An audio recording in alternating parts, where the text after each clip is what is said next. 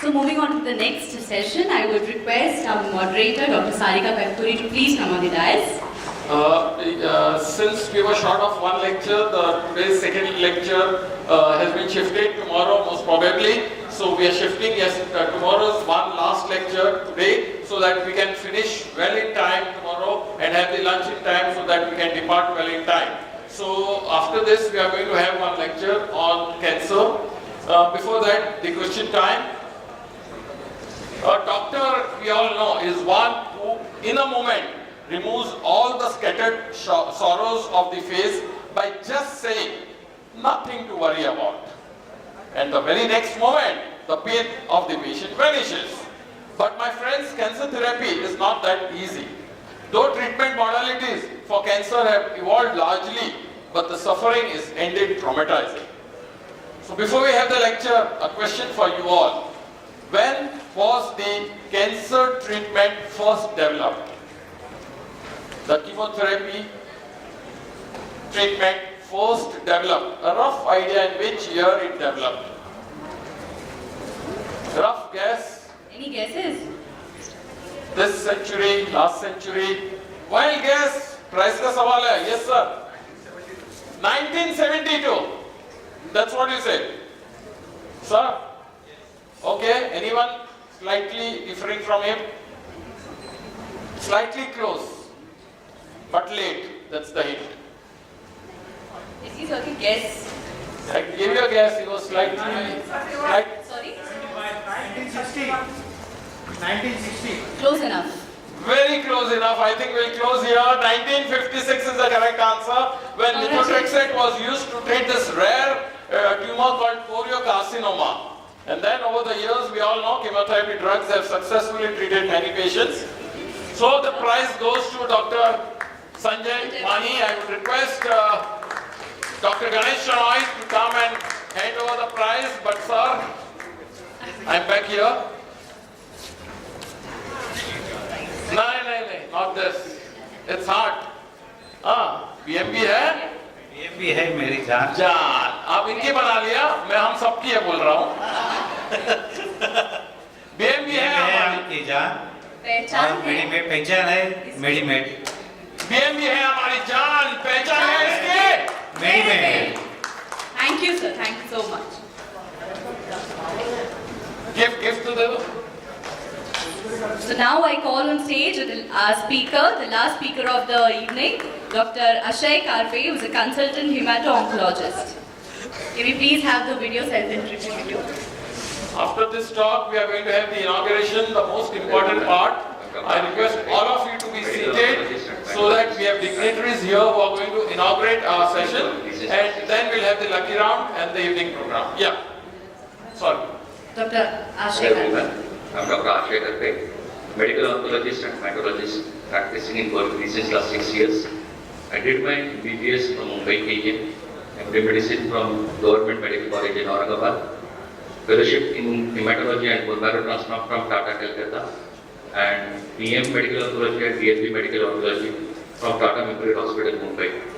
I got a gold medal in MD as well as in PM and PhD. I have a passion towards oncology, and that is the reason I am pursuing this career. Thank you BMB for providing me with this opportunity. This is a long-term association with the BMB. During my undergraduation, there were lecture series arranged by BMB for all the students. From that, this journey to give the lecture during BMB-MEDIMEET 2022. Thank you very much again.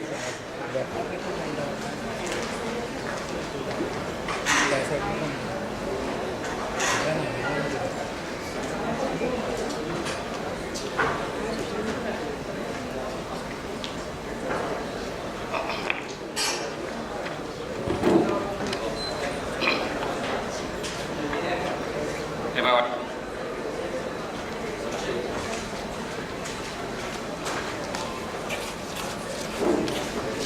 I audible?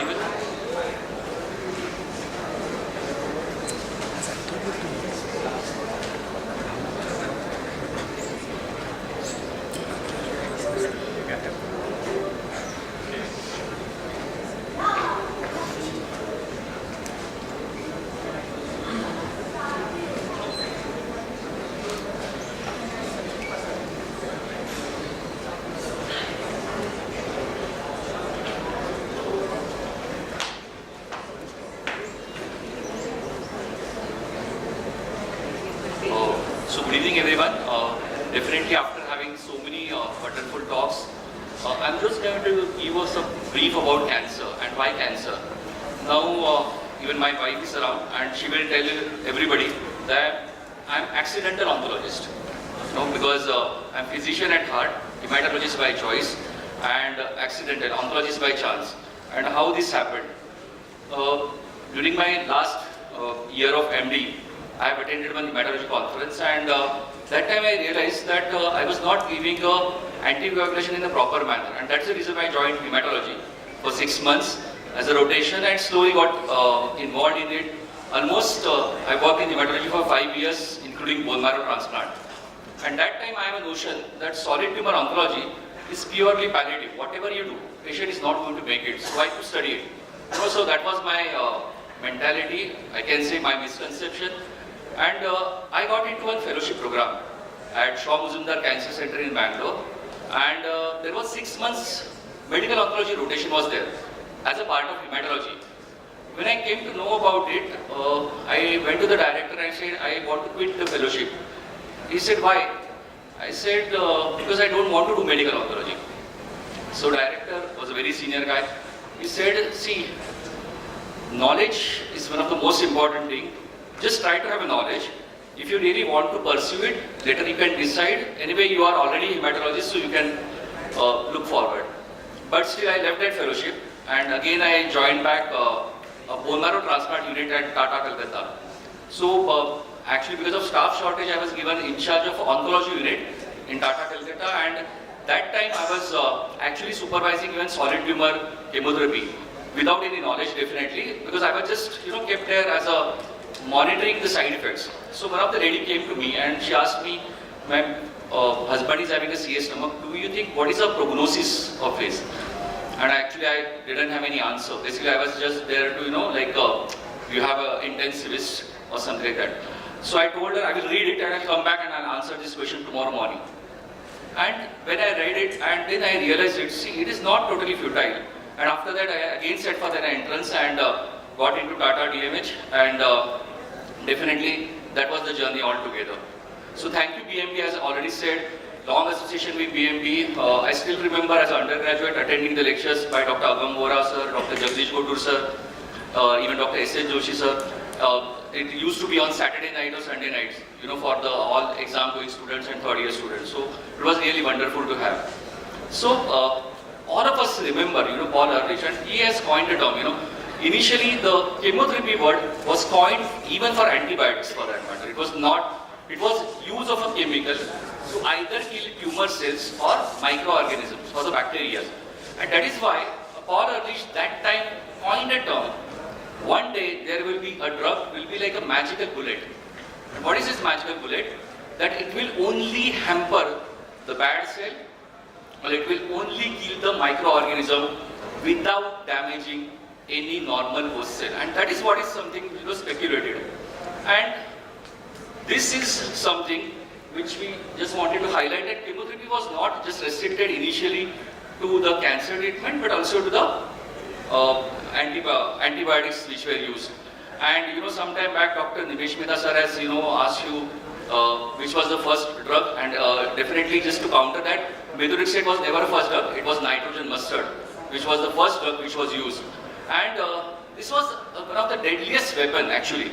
The nitrogen mustard was a gas which was used as a biological warfare during the World War I.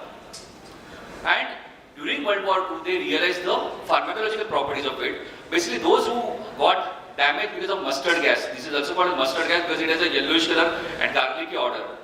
So this was when people were recovering from it. What they found, that they have profound lymphopenia. Their WBCs were not recovering.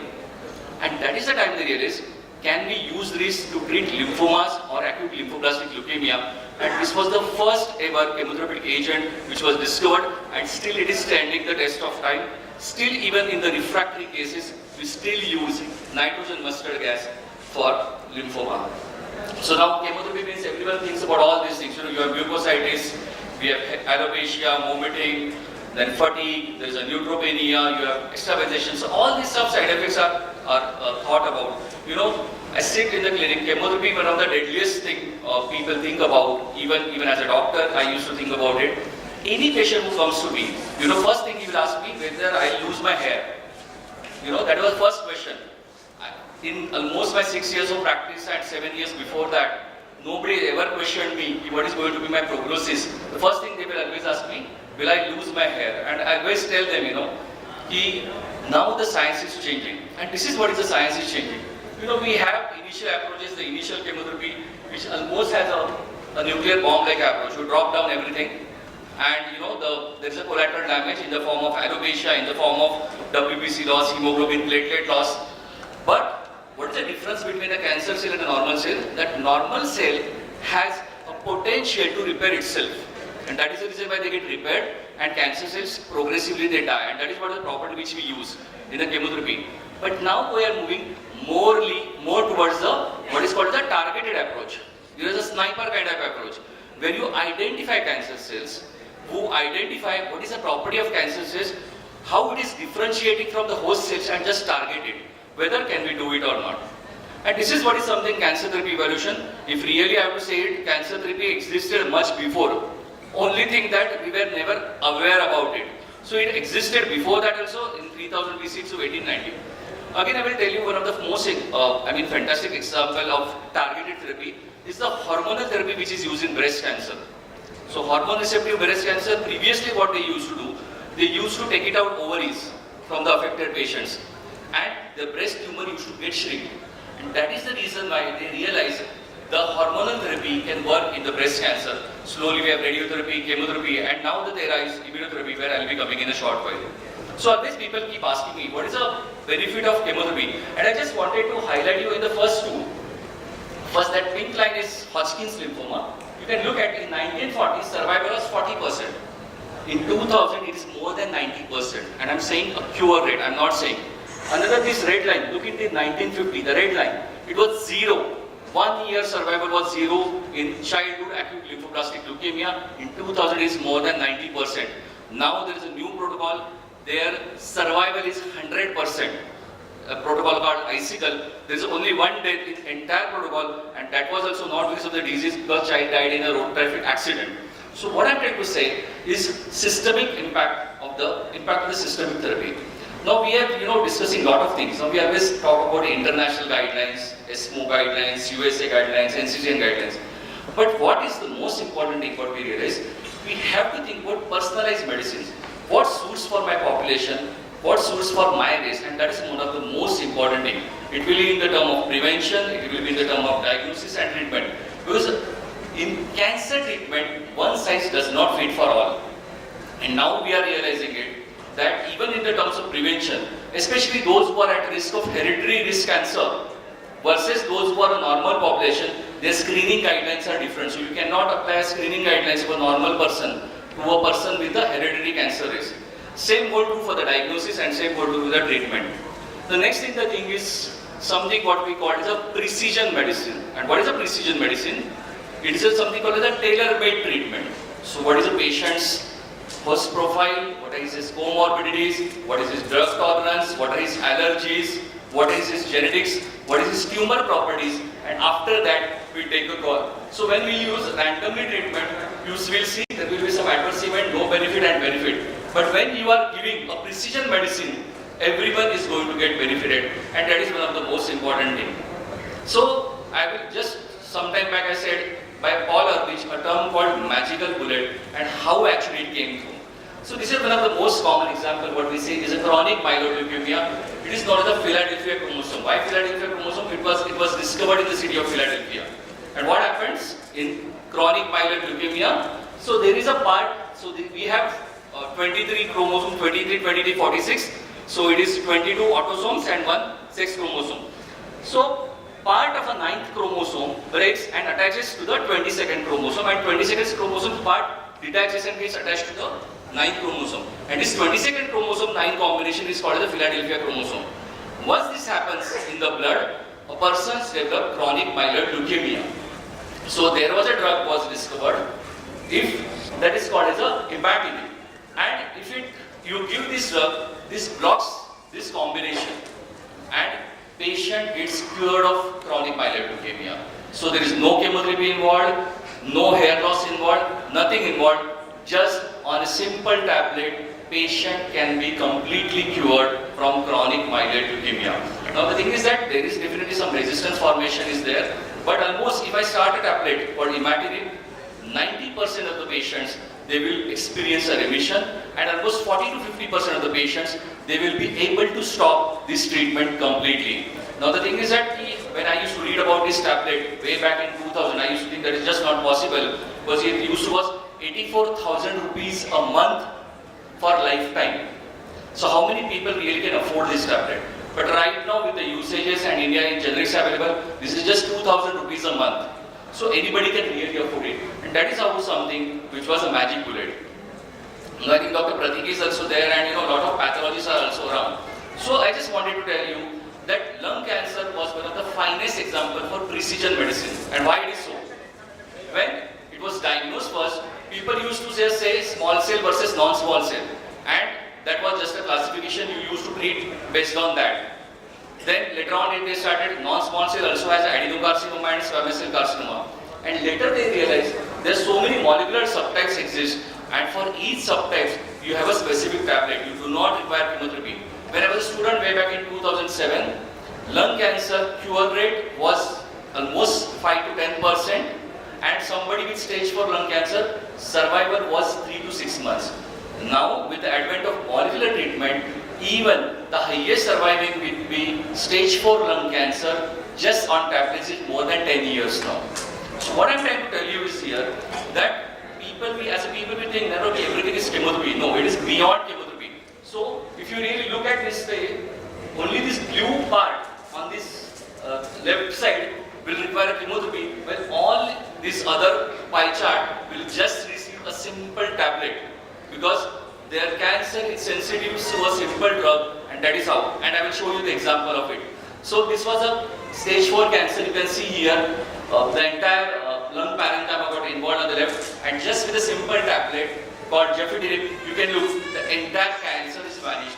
So this is what is the success rate, which is even beyond surgery. And there is something called ALK1 mutation that has cure rate much more than even in the stage 1 and stage 2 lung cancer. So that is what is more, is the understanding of biology of the cancer. Now we say monoclonal antibodies. Sometime back I said that cancer cells have specific properties. They have specific antigen. Now because of the COVID, we have learned a lot about antibodies. We have cocktail of antibodies. All lot of antibodies actually came into play.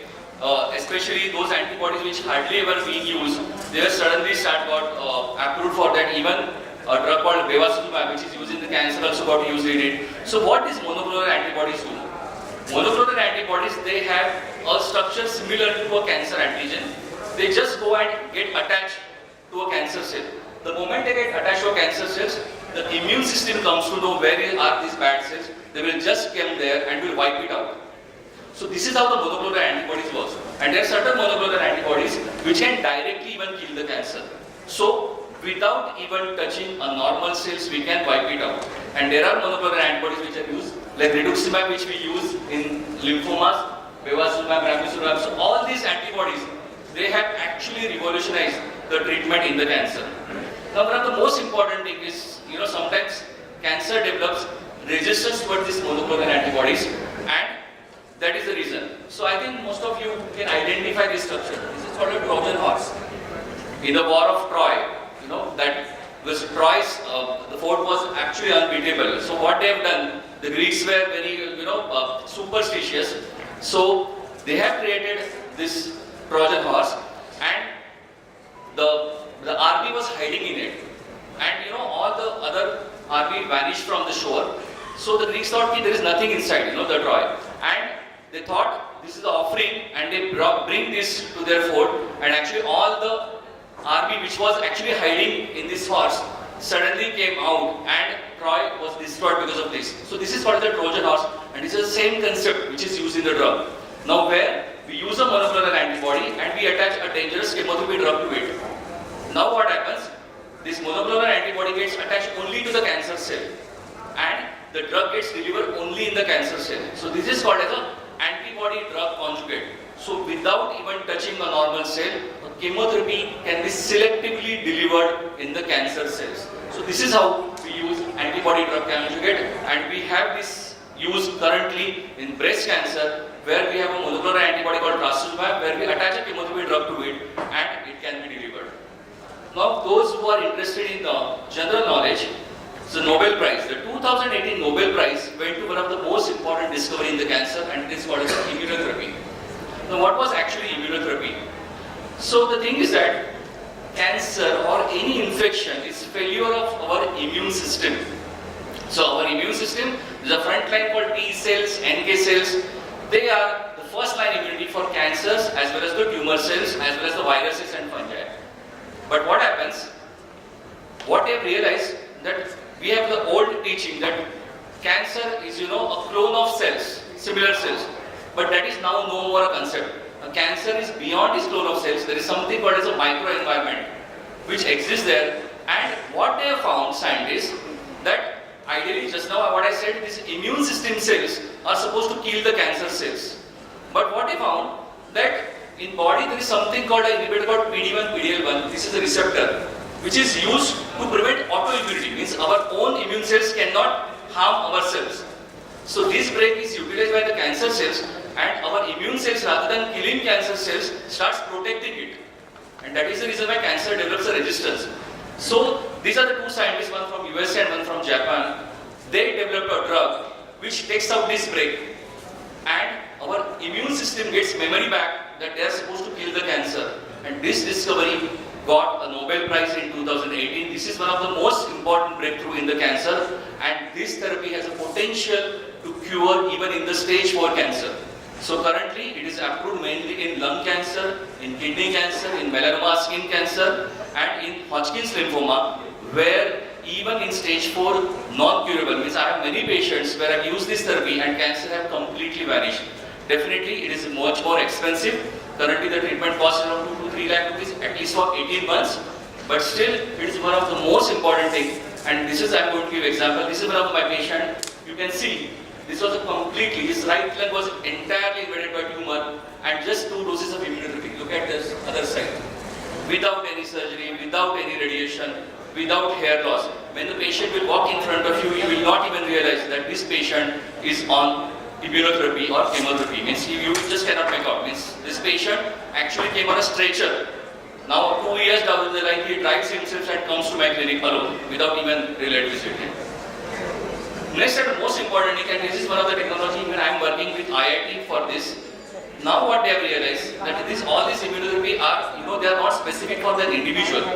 Can we train T cells? And this is how they have realized. So what they do, now actually this technology right now developing in US, currently we are going to have with IIT and Tata Memorial Hospital is exploring it, even I am part of it.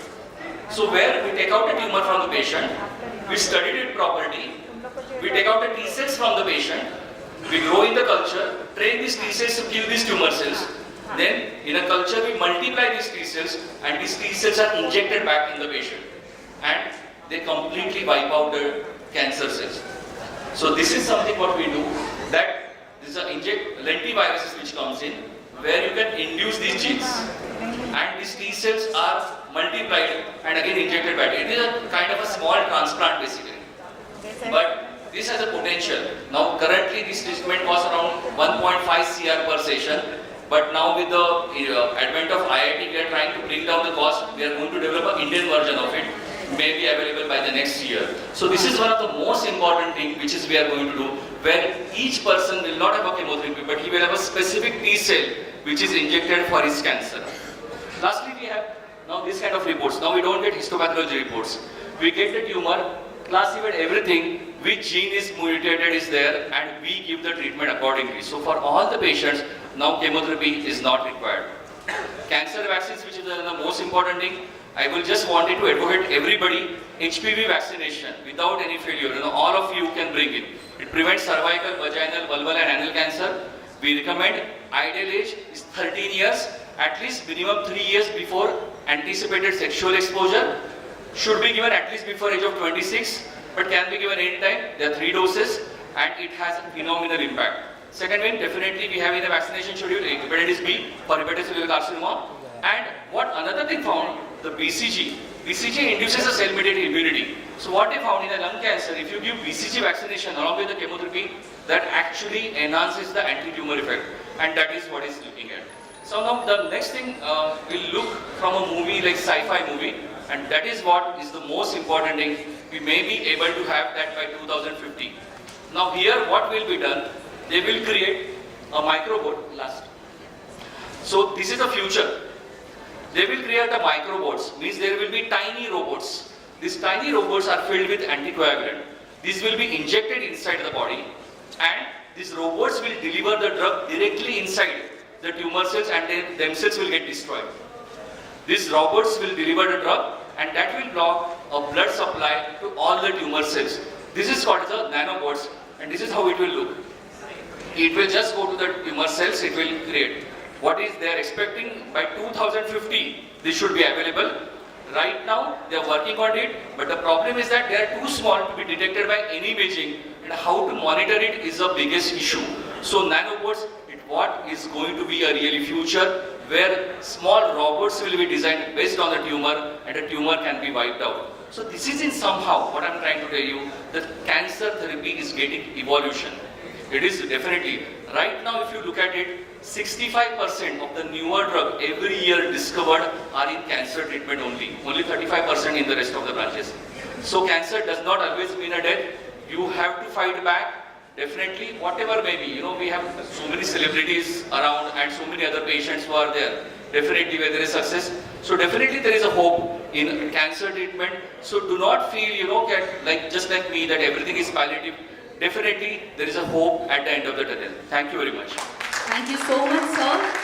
It was really an enlightening session, because there are so many new therapies, and you know, the precision of medicine can actually be, we can see in this session. Thank you so much. Any questions for sir? Any questions? I think it was really good, because everything is so new for us. So thank you so much. Okay, sir, please. Ashay, sir. To felicitate Dr. Ashay, I would request our moderator to please felicitate him.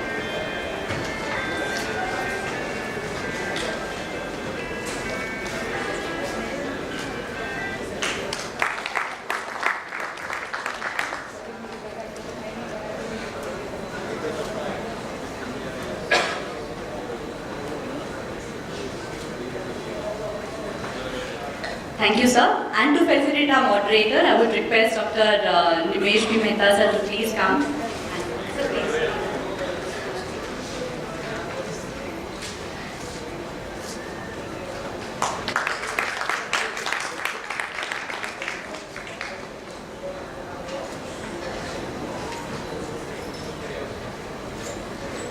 Thank you so much, sir. Thank you. Thank you.